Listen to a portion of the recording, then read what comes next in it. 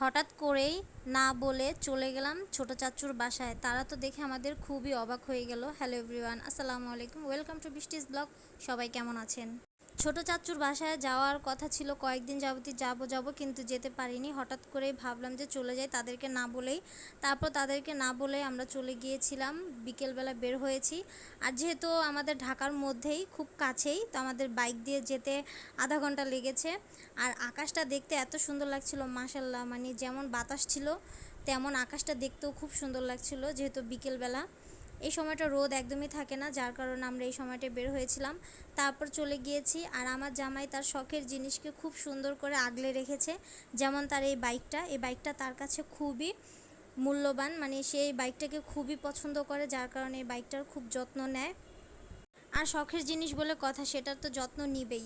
তারপর আমরা চলে এলাম, বিকেল সন্ধ্যা হয়ে গিয়েছে। আমরা এমন সময় এসেছি, আমার চাচু আর চাচি দেখে তো অবাক। তারপর তারা বলল যে কেন আমরা বলে আসলাম না।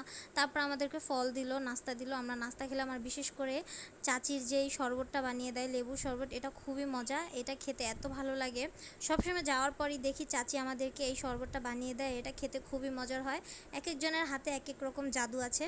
তারপর আমরা বাসায় চলে আসব, যে বললাম যে আমরা চলে আসবো, কিন্তু আমাদের আসতে দিবে না।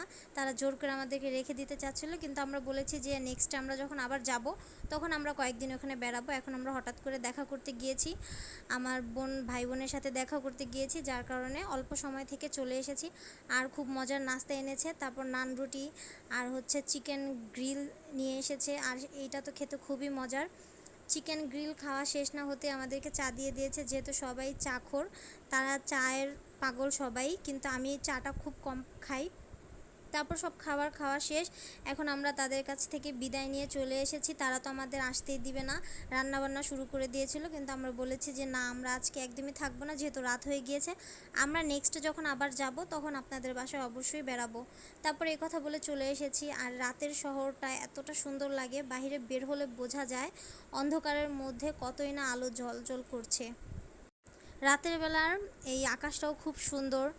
তারপর হচ্ছে রাস্তাটাও খুব ভালো লাগছিল। আর কি সুন্দর বাতাস, বাইকের মধ্যে ঘুরতে এতটা ভালো লাগে। আর খুব কম সময় লাগে, যেখানে নাকি তাদের বাসায় যেতে 1 থেকে 1.5 ঘন্টা লাগতো, সেখানে আমরা বাইক দিয়ে চলে গিয়েছি মাত্র আধা ঘন্টার মধ্যে। আসার পথে হয়তো বা একটু জ্যাম ছিল, কিন্তু সেই জ্যামটাও খুব অল্প সময়ের ছিল। তারপর আমরা বাসায় চলে এসেছি। আর আসার সময় আবার আমার কি হয়েছে জানেন, আমার আবার ফুচকা দেখে ফুচকা খেতে ইচ্ছে করলো। তাই আমি কি করলাম, যে জামাইকে নিয়ে ফুচকা খাওয়ার জন্য বসে গিয়েছে। আর এই দোকানের ফুচকাটা খুব মজা, সবসময় আমি খেয়ে থাকি। এই ফুচকাটার যেই টকটা, মিষ্টি দই টক, এটা এত মজা বলার বাহিরে। তো এই তো আজকে ছিল এই ভিডিওটাই। সবাই ভালো থাকবেন, আর কেমন হয়েছে অবশ্যই কমেন্টে জানাবেন। আল্লাহ হাফেজ।